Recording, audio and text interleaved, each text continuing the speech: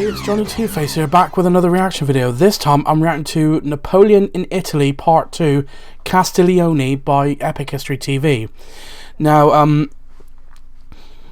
I know people are going to say, oh, you already reacted this to PMF Production. Yes, but I'm going to see what Epic History TV's take on this, and, sorry, bit of an itch. The usual disclaimer when I react to anything historical, if I don't show so much what is considered a proper reaction, it is probably obvious I don't know much about the subject at hand, and if I do know anything, I'll most likely pause the video to give my input or ask any curious questions, which hopefully will be answered below in the comments. So with that being said, the link to the original video will be in the description down below. Please go and subscribe to Epic History TV, one of the best history channels here on YouTube, and there's not much more I can say now. So without further ado, let's get this up on screen and see what happens at Castiglione, or an Epic History TV PMF Productions collaboration. They're teaming up with PMF. In 1796, at the height of the French Revolutionary Wars, a young French general took charge of a ragged, demoralized army in northern Italy. It was his first command. Many expected... It is interesting to see the beginning of Napoleon's military genius. But just to remind for those who don't know, he was actually born in Corsica, which is was originally owned by Genoa. Then they had their independence and then got invaded and annexed by France. So that's just a long story short. So but again, it'll be interesting to see. I do like the fact that now we get to see like the beginning of Napoleon's genius. Whoops. Him to fail. Instead, in just 1 month, he won his first. Young French general took charge of a ragged, demoralized army in northern Italy. It was his first command. Many expected him to fail. Instead, in just 1 month, he won his first brilliant campaign.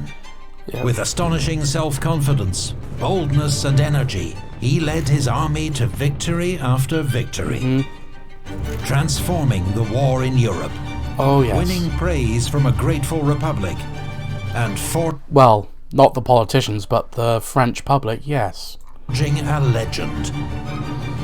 Well, there is a lot of rumours saying that I think it was the Directory who was in charge of France during the height of the Revolutionary Wars was not as extreme as the Jacobins, who were under the command of Robespierre for the most part, but the Directory were very corrupt, and they didn't like that Bonaparte was becoming very popular with the French people, because the Directory themselves were very unpopular due to their corruption and lack of what should I say, like urgency to re-establish order, shall I say, order in France at this time.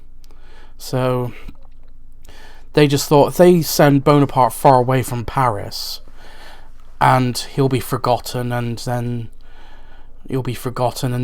his popularity will dwindle. But from what I remember originally watching from what most people already know, that he actually became more popular.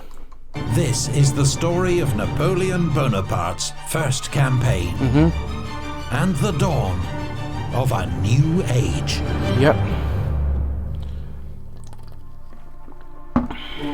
May 1796. The French Revolutionary Wars have entered their 5th year. And on what most consider to be a secondary front, there has been a stunning development. A 26-year-old general of the French Republic, Napoleon Bonaparte, has waged a lightning campaign across northern Italy, defeating the Kingdom of Piedmont-Sardinia and driving the Austrians across Lombardy. 2,000 Austrian troops remain holed up in Milan's citadel, but they cannot prevent his triumphal entry into the city on the 15th of May. Now, I believe, if I remember rightly, this is where he crowned himself, eventually also crowned himself not just the Emperor of the French, but the King of Italy. Now the French general holds court at the Palazzo Serbelloni, issuing decrees on behalf of the Directory in Paris, while his troops enjoy several days' rest. Lombardy is to be reorganized as a French client state, known as the Lombardic Republic. Political and economic reforms sweep away the old Austrian state, to the delight of Italian intellectuals in cities like Milan. But the French also demand 20 million francs to help pay for the war, while their troops requisition vast quantities of food, horses, cattle, and boots. Most inflammatory are their attacks on the property and dignity of the Catholic Church, which enrage Italian priests and peasants, and are a gift to anti-French propagandists. On the 23rd of May, as Napoleon's troops set off in pursuit of the Austrians, revolt breaks out in Pavia. The next day, there are riots in Milan. Napoleon races back to the city, where order is soon restored. But on the road to Pavia, at Binasco, he encounters 1,000 armed rebels. Colonel Lannes' grenadiers rout the peasants, killing 100 and burning the village. A terrible example, which will be effective, Napoleon writes. Pavia is retaken the next day, with little opposition. A score of ringleaders, including several priests, are shot. Hundreds of hostages are taken from prominent local families to ensure future cooperation. Napoleon resumes his advance east. His army now organized into 4 divisions: Kilmain's advance guard, Augereau, Massena, and Serrurier. General Berlioz's Austrian army holds the line of the Mincio River, with Lake Garda on his right and the great fortress of Mantua on his left. This, together with the fortresses at Peschiera, Verona, and Lagnago, forms the famous quadrilateral, 4 bastions that cement Austria's grip on northern Italy. But once more, Berlioz can't get a read on Napoleon's movements. He scatters his troops, trying to defend 4 potential crossing points, and is further distracted by fake preparations to cross Lake Garda by boat. In fact, Napoleon has decided to cross the Mincio at Borghetto, and when Kilmain's advance guard arrives, they find the bridge defended by a single battalion of infantry and handful of hussars. The Austrians are soon driven back, but a sudden counterattack nearly bags General Bonaparte himself. A possibly dramatized account has him hopping over fences with one boot on to evade the hussars. This lucky escape leads to the formation of an elite cavalry detachment to act as Napoleon's personal escort. They are named the Compagnie des Guides à Cheval. Their commander is a young cavalry captain named Jean-Baptiste Bessières. In time, this unit will become the famous Chasseurs à Cheval of the Imperial Guard, the Emperor's ever-present bodyguard on campaign. This video is sponsored by Enlisted, the unique World War II first-person shooter, in which you lead your squad into battle in a variety of soldiers and premium account. Feel free to check that out if you're interested. For sponsoring this video.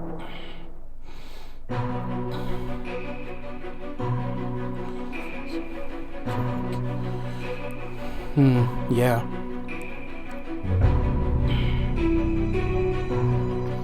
Taken by surprise by the crossing at Borghetto, Borghetto begins a withdrawal to a new defensive line in the Adige Valley. However, at Mantua, he leaves behind a reinforced garrison, well supplied and ready to withstand a siege of at least 2 months. Wow. Napoleon cannot bypass Mantua. Its garrison is too powerful. But the fortress city will be a tough nut to crack. Its old walls surrounded on 3 sides by a lake and on the other by malarial marshland. The most unhealthy place in Italy, Napoleon tells the Directory. His biggest problem is his lack of heavy siege artillery. Most of these guns are in Milan, bombarding the Austrians, still holed up in the citadel. More guns were supposed to arrive by sea, but have been intercepted by British warships, commanded by a certain Commodore Horatio Nelson. Since April, Napoleon has launched 3 successful offensives, marched more than 200 miles, and won 10 battles. But finally, outside the walls of Mantua, he is brought to a halt. And the demands on his limited force are growing. He must maintain the siege of Mantua, even though its guns outnumber his own and no direct assault can be made. He must protect his lines of communication back to France and guard against further revolt in Lombardy.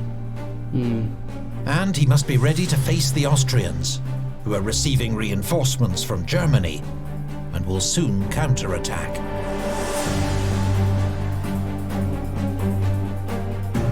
To add to his problems, the French Directory demands that he lead an expedition to central and southern Italy. He's to threaten military occupation unless these states cough up huge sums to help fund the French war effort. Napoleon vehemently opposes the idea. Marching troops the length of Italy in high summer, he warns, will end in sickness and death. Fortunately, strong words alone persuade Naples to sign an armistice. And in the end, Napoleon doesn't even have to go as far as Rome. The French march through the Duchy of Modena, the Papal States, and the Grand Duchy of Tuscany, raising more than 40 million francs in tribute from states that are powerless to resist. Napoleon dines in Florence with the Grand Duke before returning to Milan. There he is reunited with his wife, Josephine, who's arrived from Paris, discreetly accompanied by her new lover. Napoleon does not linger in Milan. Its citadel has finally fallen, freeing up his siege guns. His troops have seized another 150 guns from the forts of central Italy. Napoleon can now make serious plans to take Mantua, and he has no time to lose. In the Tyrol, the reinforced Austrian army is beginning to stir, under a new commander. Berlioz is gone. Now, 72-year-old Field Marshal Count von Wurmser is in command. A courageous cavalryman, vigorous beyond his years, and determined to avenge Austrian defeats in Italy.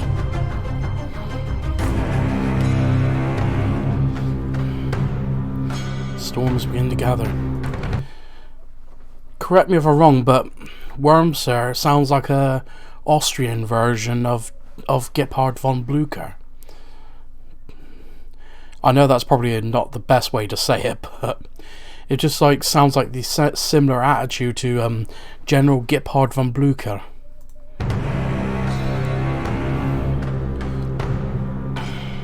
Since crossing the Mincio, Napoleon has reorganized and redeployed his forces. General Massena's division is near Rivoli, watching the road to the Tyrol. 2 of his brigades under General Sorre are at Salo, watching the western side of Le Garda. General Despinois' division is in support at Peschiera.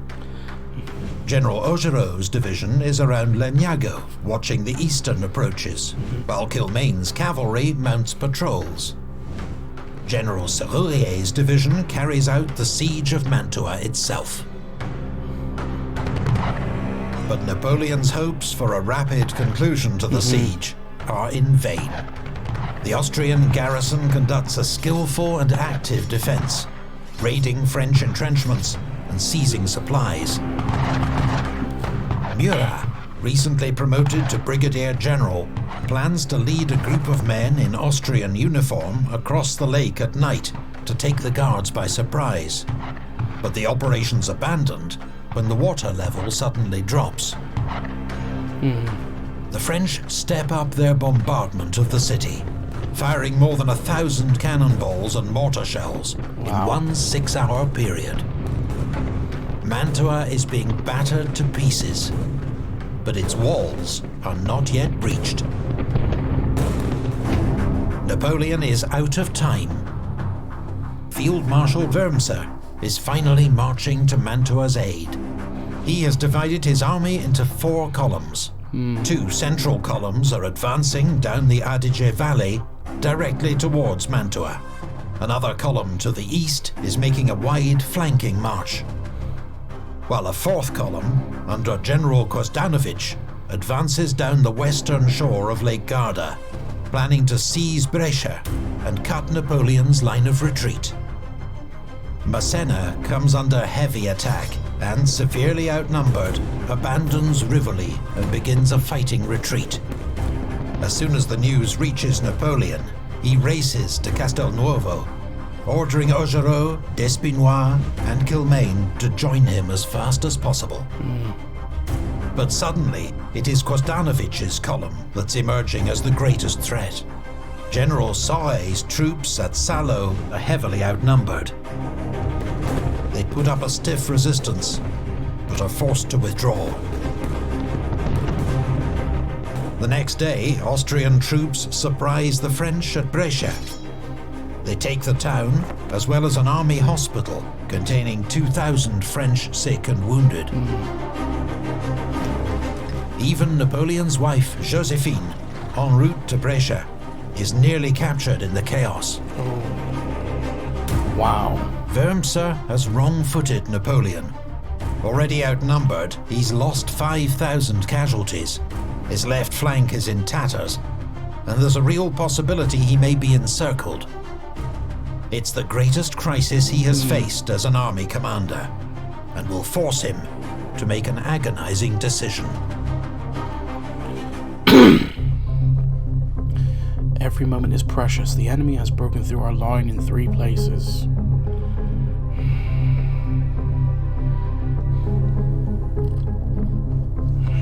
On the 31st of July, after 2 months of blood, sweat and sacrifice, General Serrurier is ordered to abandon the siege of Mantua. He is to send 2 of his brigades to reinforce Massena and Augereau, and withdraw with the rest of his troops to guard the army's line of retreat. 179 guns, plus ammunition and supplies which cannot be moved, are to be buried or tipped into the marshes. Napoleon needs every man he can get, because in the midst of the crisis, he has spotted an opportunity. Kozdanovic's advance has caught him off guard, but Lake Garda separates him from the rest of the Austrian army. Napoleon will concentrate his forces against Kozdanovic, beat him in battle, then pivot again to take on Wurmser. The French divisions are soon on the move. Good old divide and conquer. Kozdanovic's troops reach Lonato, but here they encounter Massena's vanguard. The Austrians come under heavy attack, and with French reinforcements arriving, they have to pull back. The next day, the French retake Brescia, along with most of their supplies, sick and wounded. Then, Napoleon catches a lucky break. Wurmser has been on Massena's heels, harrying his rear guard as far as Peschiera. But now he receives reports there are French forces massing between him and Mantua. Mantua is his priority, so he swings south, away from Kozdanovic, towards a city Napoleon has already abandoned. By the time Wurmser realizes his error, it's too late. He has gifted Napoleon 24 crucial hours. A blunder for which he will pay dearly. Nothing is lost while courage remains. That's a good saying.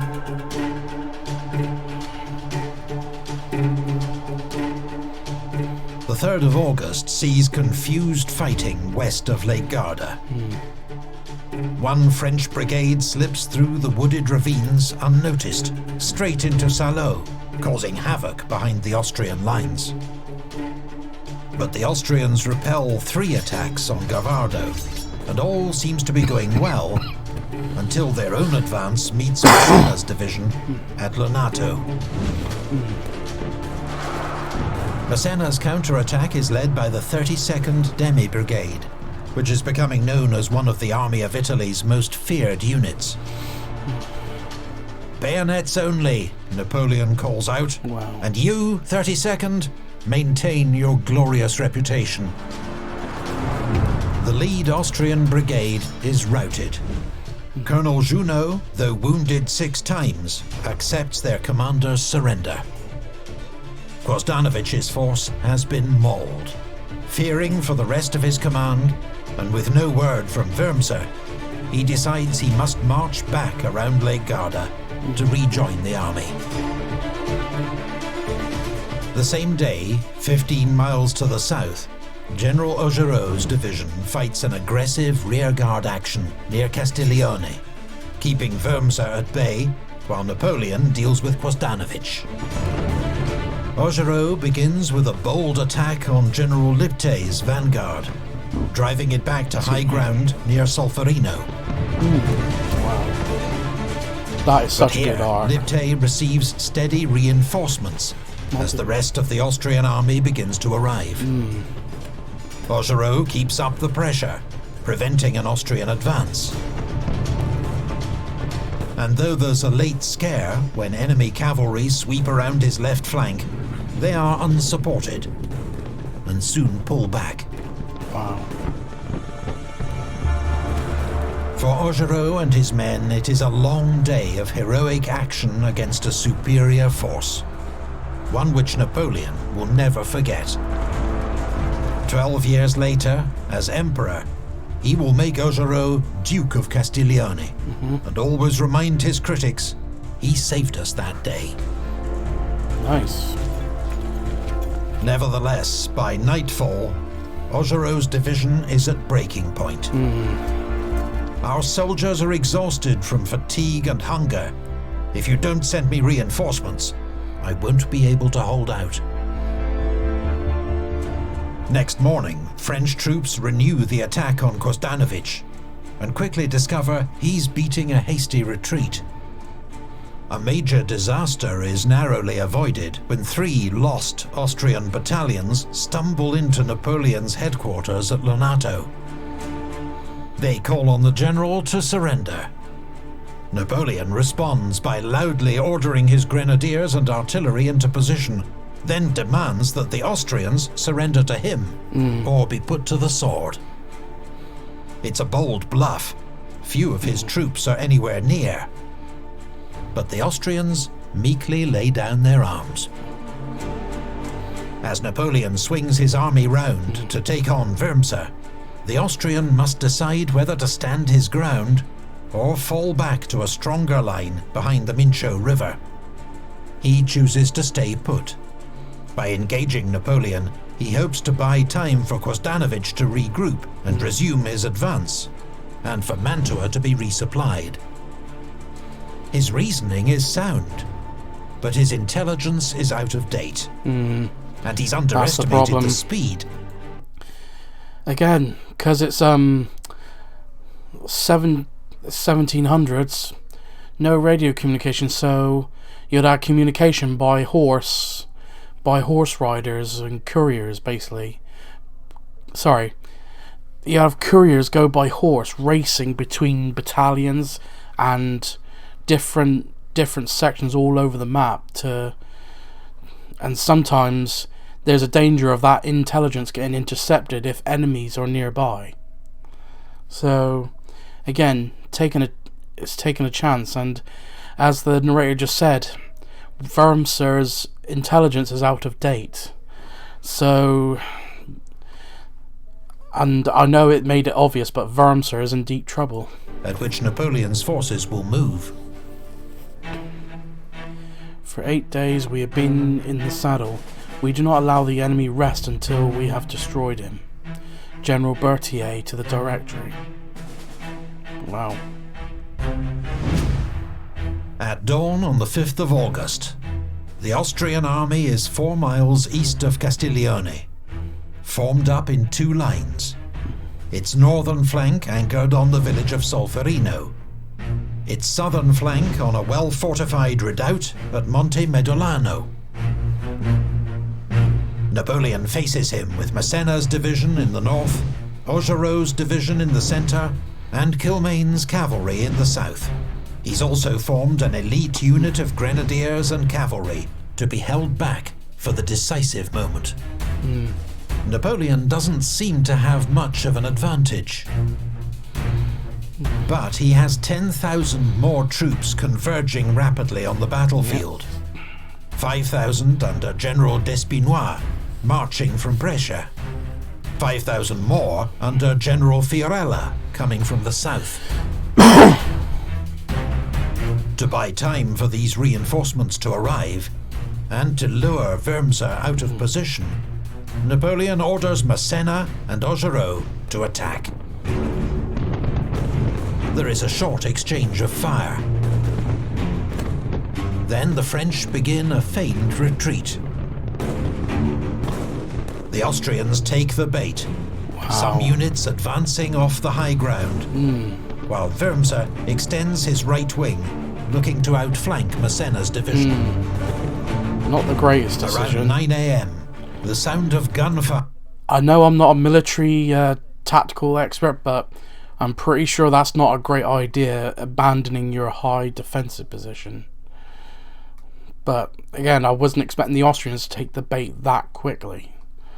But that's just me, I'm not an expert in military tactics. Fire from the south alerts both sides to Fiorella's arrival behind the Austrian left flank.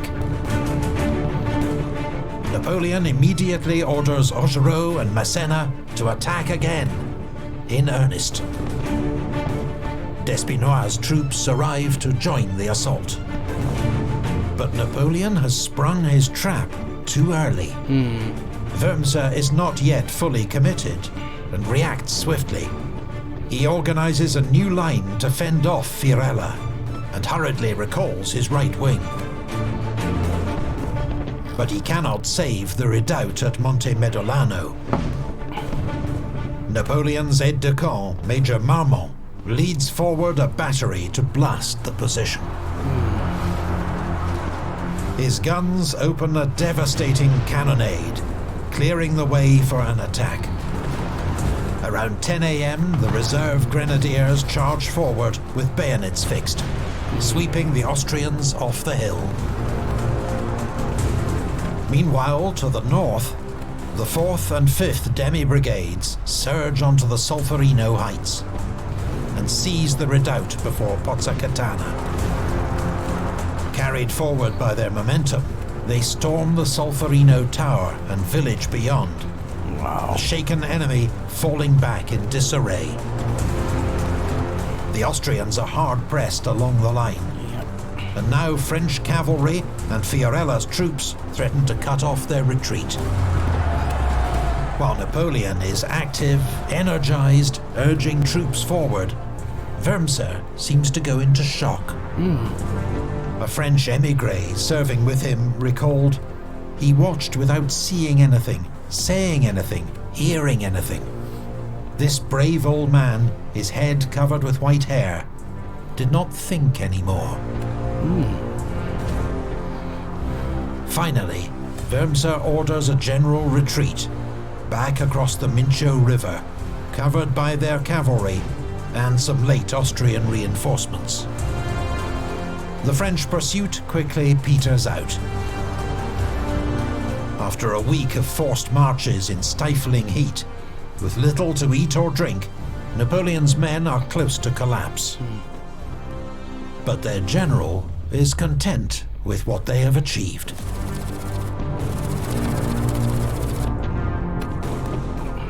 Wow.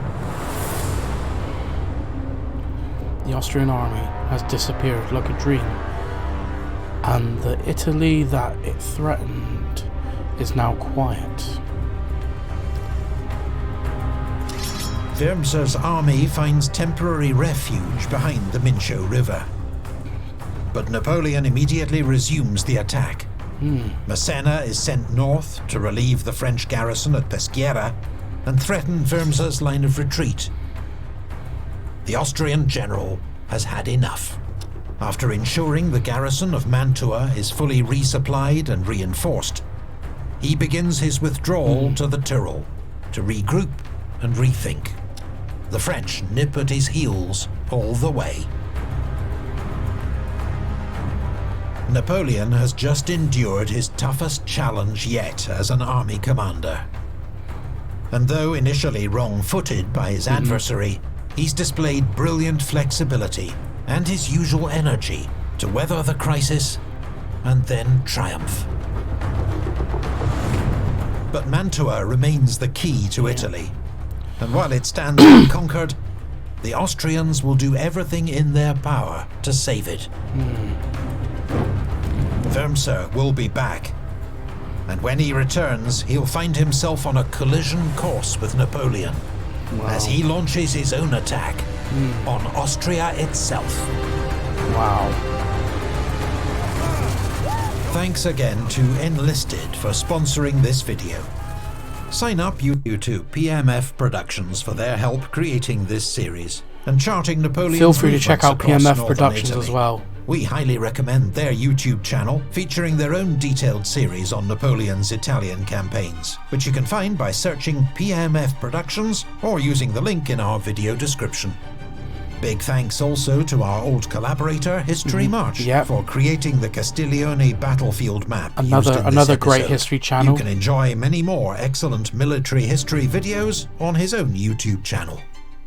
Thank you also to artist Keith Rocco for kind permission to use his artwork in this series. You can find more of Keith's brilliant Napoleonic art via the link in our video description. Another thing to check out if you're interested. And thanks most of all to the Epic History TV Patreon supporters who make this channel possible.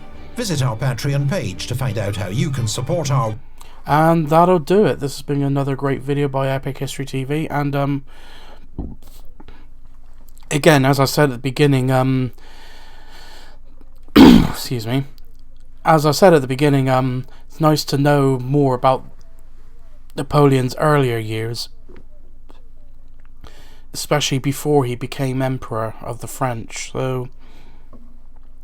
So if you like this reaction, please like, comment and subscribe, and I'll see you next